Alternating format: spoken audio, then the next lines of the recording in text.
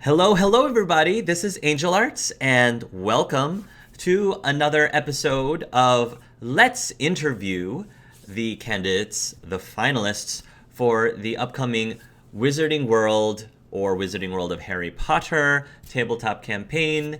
I am here with, her YouTube name is Pookey, but she told me that she can also go by Jordan or Jordy. So, Jordan, welcome. Hey, what's up?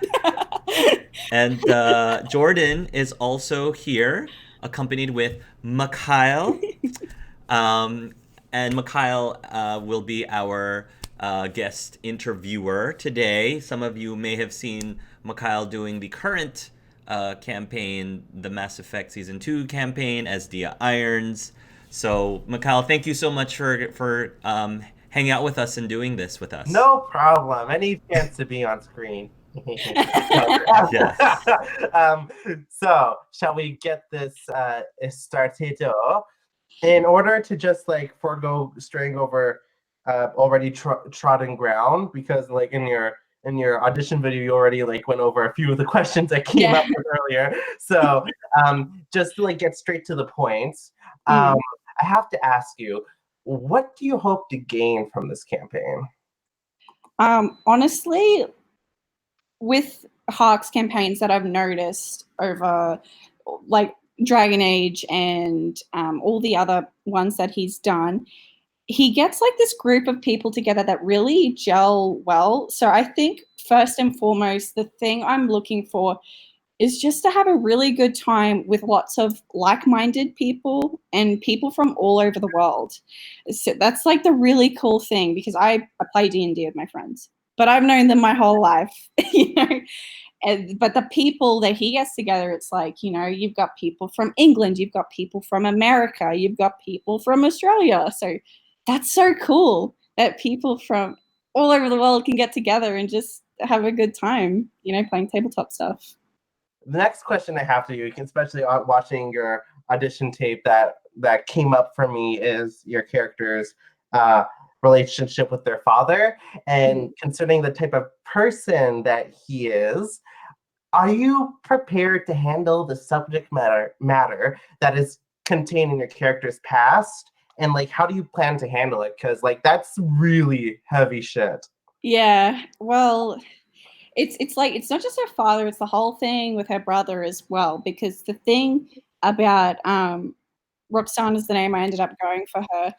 She she is family orientated, and the memories she has are very near and dear to her heart. But at the same time, she can't condone the actions these people took because she herself, you know, never really resigned herself to like, oh, we're not really sure about the muggles. She's not that kind of person. She's the kind of person like, I don't care where you're from, I don't care who you are, you know, you're just a person to me. And I think for her it's going to be really hard for her to open up about that kind of thing, but once she does, she has all these bottled up emotions and it's just going to explode like a volcano.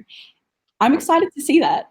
Really So, excited to see are that. you suggesting that your character has a little bit of a self-destructive tendency? I would say so. In fact, I say that's probably why she's so much of a prankster. That's, you know, she acts out like this and she makes her own fun because honestly her home life's kind of, let's not sugarcoat it, it's kind of shit. So she wants to laugh. She wants to have fun. And she can't find that at home. I don't think Mikhail can relate with his character. I don't think, a prankster At all. and having issues at home, and like, I don't think Dia can relate to any of that, right? Right, That, Mikhail? yeah, I totally can't relate to that. Not at all. And so, what I wanted to ask in regards to your character, because there's a few ideas I personally can see, but I want to hear from you. What type of theme encompasses your character, and what do you want to like show? Like, because not only is this like a, besides being like a tabletop campaign, we all have to have fun and all that. What do you want to like show to us? Like the story you want to try to tell for your character? I really think the theme for Roxana was, you know, just the family thing, but not it's not just the family, it's the fact that it's okay to have those good memories, and it's okay to love family even when they mess up. Me personally, no one's perfect, and I'm sure we've all had that family member who's, stuffed up at some point. We've all been there, but you still love them. Like, despite them colossally messing up, you're just like, I have these memories of you, and I can't hate you, and that's okay. And I think that's a big stepping stone for Roksanna, because she's conflicted. I don't agree with this person, but I still love them. Is that okay? The answer is yes, it is okay. She just needs to realize that. Is there a point for Roksanna that you think that too much is too much, that there are certain actions that just cannot be forgiven? Yes. And that is, killing. And that's what her father did. He killed people. And of course she's like, that is unforgivable. And I will never forgive what you've done to our family, and I'll never forgive that you've torn us apart and put us down this path where all the children have changed forever. Her mum's not the same either. Her mum had to be put in that position to give up her father. And I think she does find that forgivable. But that being said, she remembers her father being a nice person, and I think for her, it's easier for her not to forgive someone she doesn't know. When I put people into this group, I want to lean on the players to help me flesh out some of the lore, especially the lore of the schools and the countries of the schools. So my question for you is, if you were to imagine, because I believe you said your school would be Koldovsteres in Russia. Yeah. So my question is, if you were to imagine either what the school is like or what the wizarding world is like culturally in Russia that is different from Hogwarts. That's a good question, because I was thinking about this the other day. And so even though it's such a little bit of information, I think you can tell a lot from Koldovsteres purely from how they play Quidditch with the whole tree thing. I think when it comes to Russian culture, it's like we have to do things the most efficient way possible. And we need to have, like, our equipment needs to be efficient and not expire easily. So I think having a big ass tree is a lot safer than having a little broom, So in that sense, I would think that the Russian wizarding world would put a lot of stock in combat in magic, like how to defend yourself. So I think defense of the dark arts would be really heavily pushed in Koldovsteres, and being able to defend yourself. And I would think they'd probably adapt some sort of armor for their wizards, other than the robes. Maybe that's something that's actually incorporated in the school uniform to make them different. But that's just something I was sort of spitballing about. Like magically enhanced robes, or even magically enhanced equipment of some sort, so that they are combat ready if need be. Almost not. I don't know if we necessarily want to go militaristic, but definitely more so than some of the other I would schools say, or cultures. I would say definitely more thinking about the what if you have to fight, but more of a focus on that, So Okay, so this is how we're gonna start. Me too. Hold up. It's the middle of summer. Birds are singing, children are laughing, and the skies are as blue as can be. Your mother had gone off to work for the day, snagging up any shifts she could find. Your sister is off at Becky's, a snooty friend for a snooty sister. And your brother, well, he's out again. You really don't know where. And you're alone at home.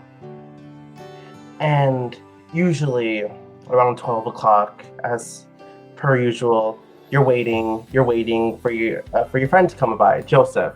He always comes knocking by at 12 o'clock lunchtime, asking to play, have fun. And today he comes along again with a little quickness to his step. You can see him from the window, coming along the side of the street, and knocking on the door. A lanky 14-year-old Pakistani boy.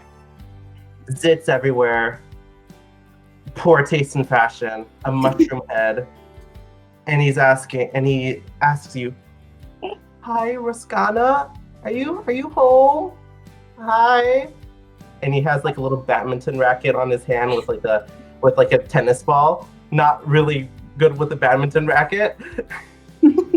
Well, as soon as she'd hear his voice, she would like bolt and she'd open the door and she would say, "Hello, Drake. What are you wearing?" It's my clothes. This is all I had on me today, and yeah, I'm sorry.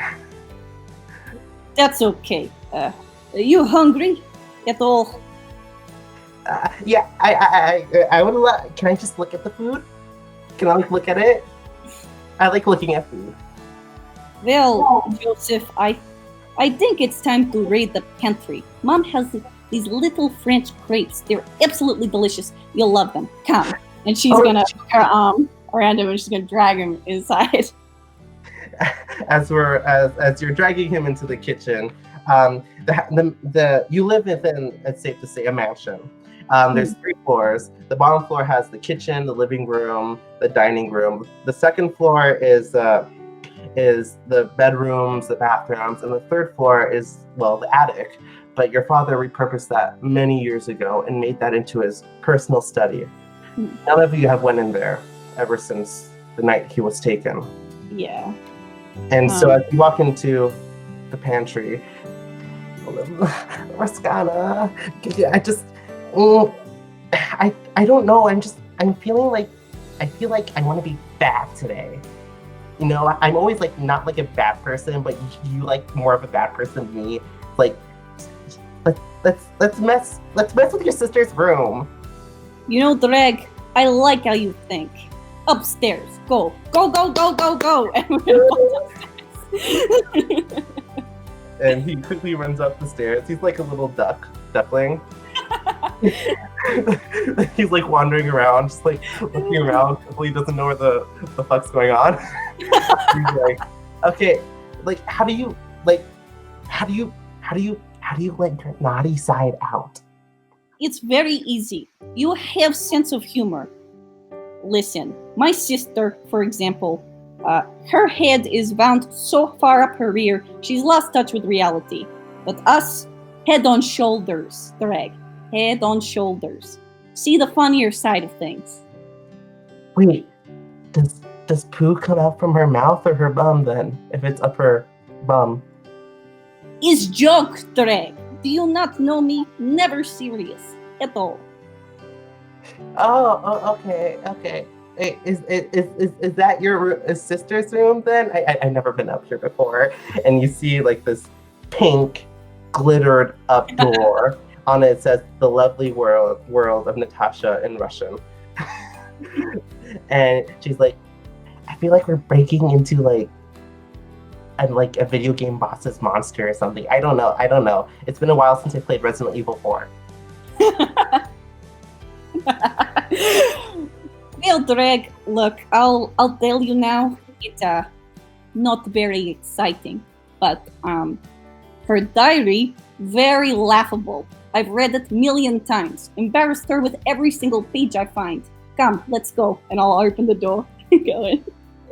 Inside, it's like those. If you ever seen Mean Girls, it's like the rich girl's room, the High Queen herself. It's pink, it's glittery, it's really obnoxious to you, Roksanna. And then he's like, there's a lot of glitter. Like, you mentioned you read in her diary. Like, what's on it? What's on it? What's on her diary? She likes some boy. His name is Dmitri. He's little pipsqueak of man. Not good enough for sister. I hate him. I'm going to put Toad in his bag when we get back to school. I will need you to cover for me. After you finish, Joseph just looks down on himself and just like hunches down a bit. and he says, Oh, okay. Well, Teacher love you. You're very adorable. They love you. thank You are the you. best scapegoat. No one can get up you. Thank you. And you see that he has all the zits on his face. They're just like ready to blow. Oh god. And Well, and, Roksanna's gonna be polite and just look away. and Joseph asks again, so what do we do in your sister's room? How do we be bad? How do we just like do this or do that? And as he flings the badminton racket around, he kind of like hits a vase in the corner full of flowers, and it just like falls down and shatters all over the floor. And you see the water and the flowers just ruin her white shag carpet. And he's like, I'm so sorry. It's okay. I will say I did it. They will blame me anyway. Are you sure?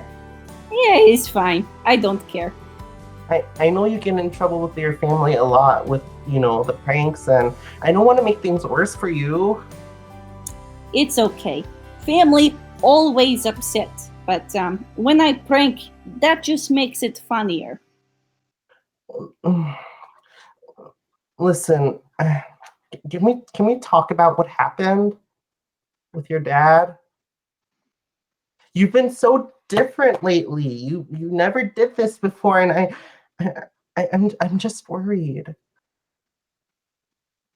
Okay. On one condition. You listen. You listen well. Because I've heard what everyone thinks of my family, and don't. I'm not trying to be rude, but I don't want your opinion. I know what you're thinking. So, you understand?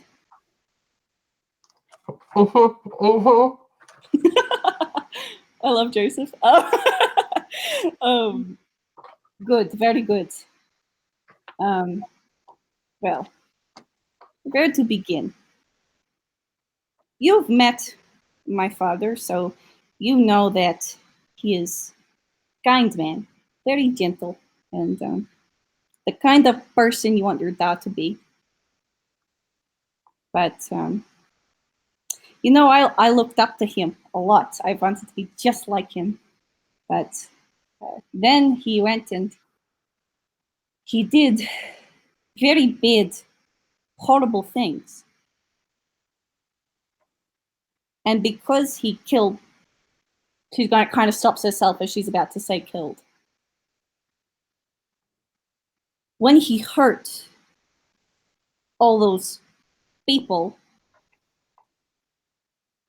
my family has never been same. Did you know that my mother used to smile? She did. It was very pretty. And I miss that a lot. You understand? Good. I don't want to talk about this again. I'm only telling you because you are my closest drag, my closest friend. Well, I'm technically the only person you really can talk to now, but listen, we've been friends for a few months, the best of friends, and we've had the most fun ever. And I just have to ask, did you have you gone on have you gone up into his attic? Yet, not at all. I don't see a reason to. He's gone. There's no point now. Belongs to mother. She can get rid of his things. I don't care. They're not mine. They're his. Well, after it happened, well, do you even have any pictures of him left? I know your mother went through it all and burned it after what happened, and well, let's I think we need to go inside your dad's attic. I I need to tell you something. We have to go up. Fair enough. French crepes can wait. Upstairs. Let's go. As you walk up the stairs, there's a noticeable chill in the house. It's the hottest of summer days, but it's strange. The hallways are now cold. You can see the vapor rise from your mouth as you breathe. Well, this is the supernatural world, but this house is full of ghosts. And as you walk up to the attic, you see the door of your father's study. It's small, not at all imposing, comforting, really. And Joseph walks up, looks back at you. I need you to open it, please. She won't say anything. She'll just nod and she'll open the door and walk in first. As you walk in, the first three words that pop into your mind: dirty, dusty, and almost forgotten. You see shelves that, from what you read on the papers, used to be filled of books of the dark arts, spells, rituals, incantations of the most horrific. You see on the walls a wallpaper of snakes slithering through a rose garden. And at the end of the room, you see a desk, a Purple Heart desk, modest in size, but the thick layer of dust, the scratch marks to the side, the drawers that have been thrown over when the cops came over to search through it. And on the desk, you see a picture of your family when you were born. Your father's holding you. Your mother looks happy and guileless. Your brother and sister, naive and not as they are now. And your father looking at you with all the love in the world. A little dorky goof. And Joseph walks up to the picture. Doesn't look back at you. This place is kind of dirty, huh? You don't say, Drag. And she'll kind of like trace her finger in the dust on the desk, drawing like a little squiggly. What was the last thing you remember of him before he... I was telling him about one of my latest pranks, and she's actually smiling as she recounts this. It was last day I was on Quidditch team.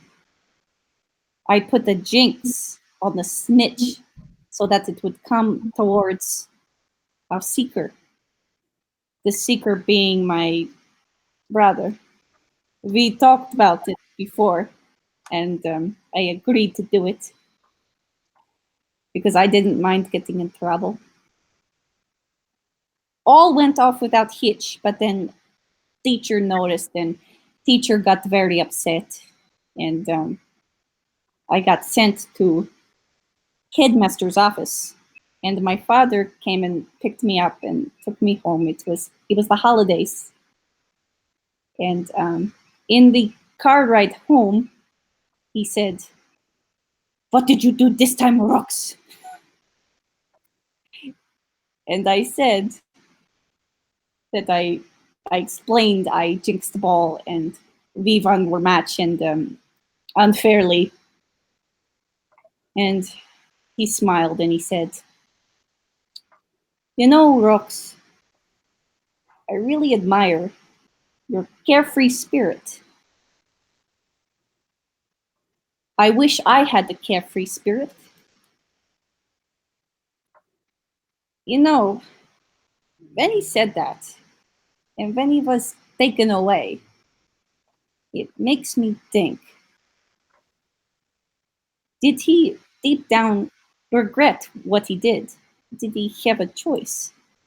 But then I realized we all have choices, and he chose wrongly. So that's his last memory I have before he was taken away. He sends letters, but I don't reply. I'm sorry, Roksanna. Listen, Roksanna, I have to be honest with you. I'm dead. But No, that is a terrible joke. He's wearing on his sweater. He unzips it, and within his sweater, where his chest is, you see a hole, a big gaping hole.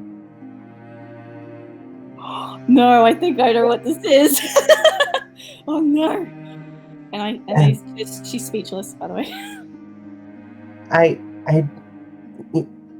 This house has a lot of ghosts. Everyone else, well, we don't want to stay here anymore.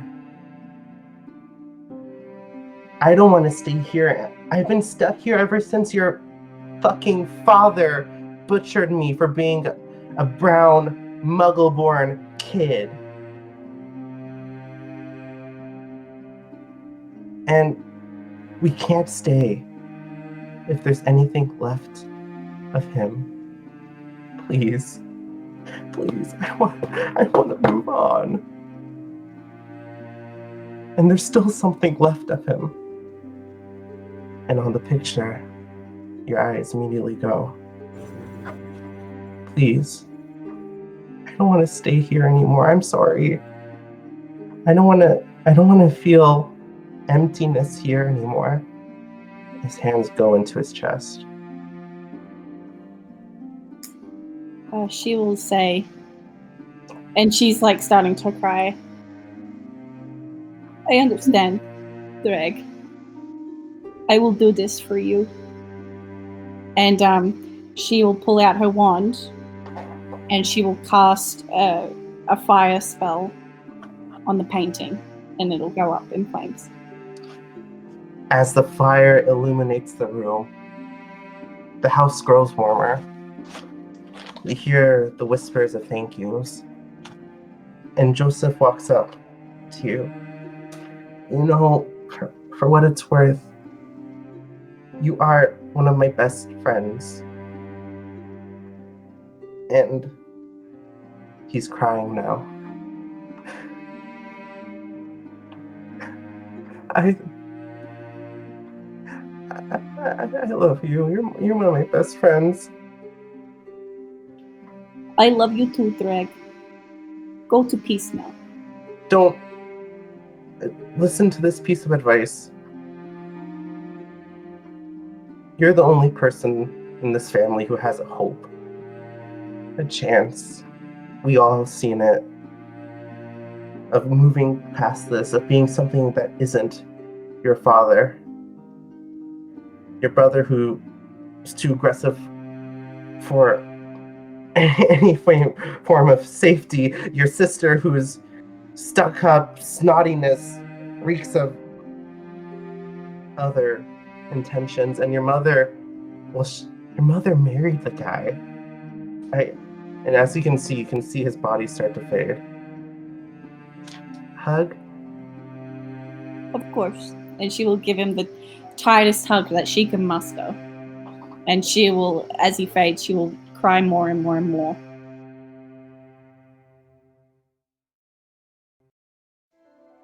Hello, Dregs. My name is Roksanna. If you like fun, if you like to laugh, if you like a little bit of chaos, then you're going to love me. If you don't want that typical Witcher wizard, then I'm your girl.